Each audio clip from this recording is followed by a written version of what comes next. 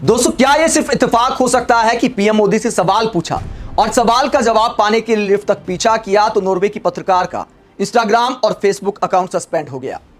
Norway की पत्रकार हेले लिंग ने स्क्रीनशॉट शेयर किया है और यह जवाब है अपने आप में जो भारत की रैंकिंग को लेकर सवाल उठे थे कि दुनिया में 157वें पायदान पर भारत पहुंच गया है मीडिया फ्रीडम के मामले में।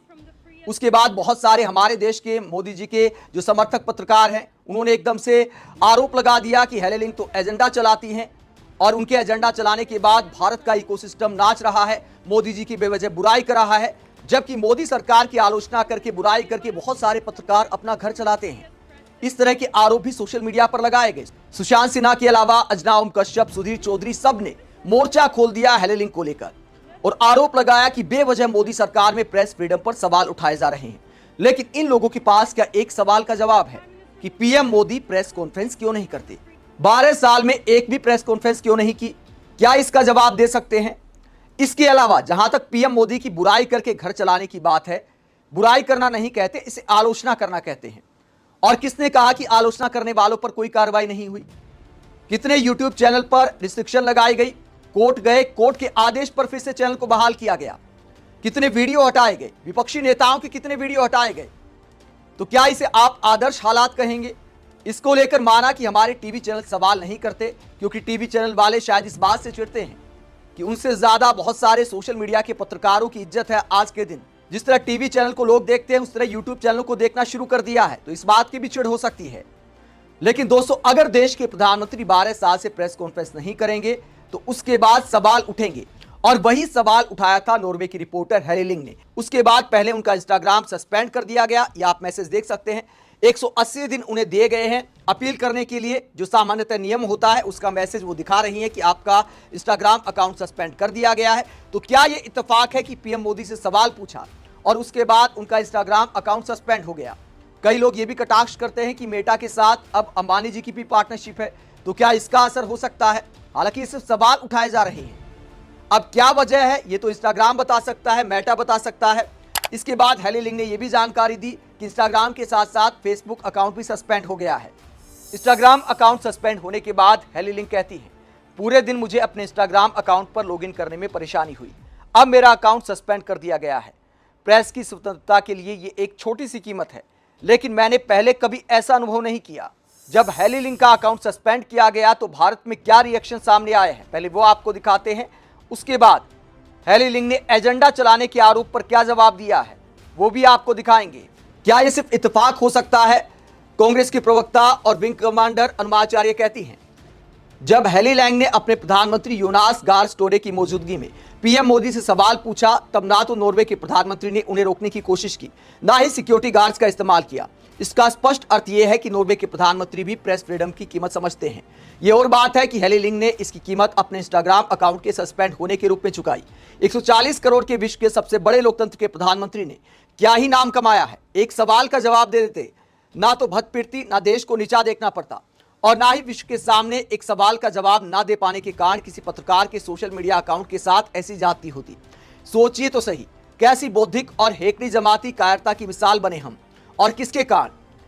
क्या मार्क जुकरबर्ग इतने डरपोक हैं कि एक पत्रकार के इंस्टाग्राम अकाउंट को किसी फासिस्ट नेता की कायरता के कारण सस्पेंड कर दिया?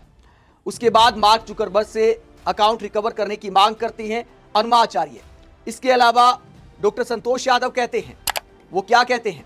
सोचिए, इन लोगों का इकोसिस्टम इतना प्रभावी है कि नॉर्वे की एक महिला पत्रकार के सिर्फ एक सवाल पूछने पर उसका सोशल मीडिया अकाउंट तक सस्पेंड करा दिया। ऐसे में भारत में जो पत्रकार गोदी मीडिया का हिस्सा नहीं बने हैं वो कितने दबाव और जोखिम में काम कर रहे हैं? तो ये सवाल उठाया है डॉक्टर संतोष यादव ने। अनूप पांडे कटाक्ष करते हुए कहते हैं, ना समझ थी उसको प्रेस फ्रीडम इंडेक्स में 157वें नंबर पे होने का मतलब समझाया जा रहा है, यानी अकाउंट सस्पेंड करके मतलब समझाया जा रहा है कि क्यों हमारी रैंकिंग इतने नीचे है। ये कटाक्ष किए जा रहे हैं। वही जब उन पर एजेंडा चलाने का आरोप लगाया गया, जब हेले लिंग पर एजेंडा चलाने का आरोप लगाया गया तो उनका इस मुद्दे पर भी जवाब सामने आया है। एजेंडा चलाने के आरोप पर हेले लिंग कहती हैं, आमतौर पर नॉर्वे में इस तरह की प्रेस कॉन्फ्रेंस में नेता प्रेस से बात करने के बाद कुछ सवाल भी लेते हैं। उदाहरण के तौर पर पिछले साल जब फ्रांस के राष्ट्रपति मैक्रो नॉर्वे आए थे तो उन्होंने भी नॉर्वे के पत्रकारों के सवाल लिए थे, बहुत ज्यादा नहीं लेकिन लिए थे। जब कोई शक्तिशाली देश हमारे छोटे से देश में आता है और संबंध मजबूत करने की बात करता है तो सवाल पूछना हमारा काम होता है। मुझे पता है कि आपके प्रधानमंत्री सवाल लेना पसंद नहीं करते, लेकिन सवाल पूछना मेरा कर्तव्य था। हमें पहले से पता था कि कोई सवाल नहीं लिया जाएगा, लेकिन यही चीज एक पत्रकार के तौर पर मेरी जिम्मेदारी को और बढ़ा देती है। हम विदेशी नेताओं को सिर्फ लोकतंत्र की परिभाषा तय करने की छूट नहीं दे सकते। लोकतंत्र क्या है? आपके प्रधानमंत्री दुनिया का सबसे बड़ा लोकतंत्र होने की बात करते हैं, लेकिन सबसे ताकतवर व्यक्ति से सवाल पूछने की अनुमति के बिना लोकतंत्र कैसा? आगे हेले लिंग उस बात का जिक्र करती हैं कि प्रधानमंत्री सवाल क्यों नहीं लेते। इस रूपरेखा पर सवाल उठाती हैं कि प्रधानमंत्री नरेंद्र मोदी ने जो सिस्टम बना दिया है उसे लेकर कहती हैं, क्योंकि ये पहले से तय नहीं था और इसी सिस्टम पर सवाल उठाना मेरा काम है।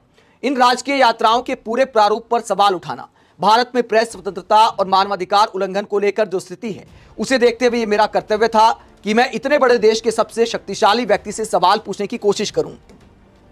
प्रेस फ्रीडम इंडेक्स की बात करें तो नॉर्वे लगातार शीर्ष पर रहता है, जबकि भारत हाल के वर्षों में गिरकर 157वें स्थान पर पहुंच गया है। नॉर्वे में हम अपने समाज के काम करने के तरीके पर गर्व करते हैं। हमें इस बात पर गर्व है कि हमारे प्रधानमंत्री छोटे से छोटे कस्बे या गांव में भी स्थानीय मीडिया से बात करने का समय निकालते हैं। कल के बाद मुझे भारत के कई लोगों के संदेश भी मिले। वो जो बातें बता रहे हैं उनमें से कुछ सचमुच चिंताजनक हैं, लेकिन मैं ये भी जानती हूं कि मौजूदा सरकार के समर्थकों और विरोधियों के बीच बड़ा मतभेद है। इसीलिए मैं उन्हीं स्रोतों पर भरोसा करती हूं जिन पर आज भी मेरा विश्वास है।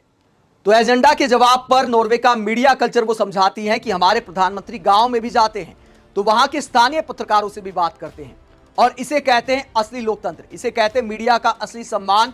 ये नॉर्वे की पत्रकार ने समझाया है और यह सवाल उठाया है कि अगर भारत दुनिया का सबसे बड़ा लोकतंत्र है तो भारत के सबसे ताकतवर नेता से मीडिया सवाल क्यों नहीं कर सकती? वाजिब सवाल दिखाई देता है। इसके अलावा हेले लिंग ने यह बात नॉर्वे के प्रधानमंत्री से भी पूछी। नॉर्वे के प्रधानमंत्री से बातचीत का एक वीडियो उन्होंने शेयर किया है अपने एक्स अकाउंट पर, जिसमें वो क्या सवाल करती हैं और क्या जवाब देते हैं नॉर्वे के प्रधानमंत्री। उन्होंने कहा कि मैंने अपने प्रधानमंत्री जोनास गहर स्टोरे से पूछा कि नॉर्वे भारत को लोकतंत्र क्यों कहता है, जबकि भारतीय प्रधानमंत्री ने पिछले 12 सालों से अपने देश में कोई प्रेस कॉन्फ्रेंस नहीं की है। क्या अब लोकतंत्र के लिए स्वतंत्र प्रेस का महत्व नहीं रह गया है? स्टोरे ने भारत में चुनाव होने का हवाला दिया। उन्होंने प्रेस संस्कृति में अंतर को स्वीकार किया, लेकिन साथ ही भारत की विशाल जनसंख्या का भी जिक्र किया। तो नॉर्वे के प्रधानमंत्री ने अपने हिसाब से जवाब दे दिया, लेकिन यह पूरा वार्तालाप इस बात को दिखाता है कि पीएम मोदी के साथ जो पंगा हुआ या जो बीजेपी समर्थकों के साथ पंगा चल रहा है, उससे नॉर्वे की सरकार दबाव में नहीं आई। बड़े सम्मान के साथ हेले लिंग को इंटरव्यू दिया है नॉर्वे के प्रधानमंत्री ने। हेले लिंग बड़े आराम से नॉर्वे के प्रधानमंत्री से अकेले बातचीत कर रही हैं, वरना आप सोच कर देखिए भारत में ऐसा सीन होता तो क्या होता।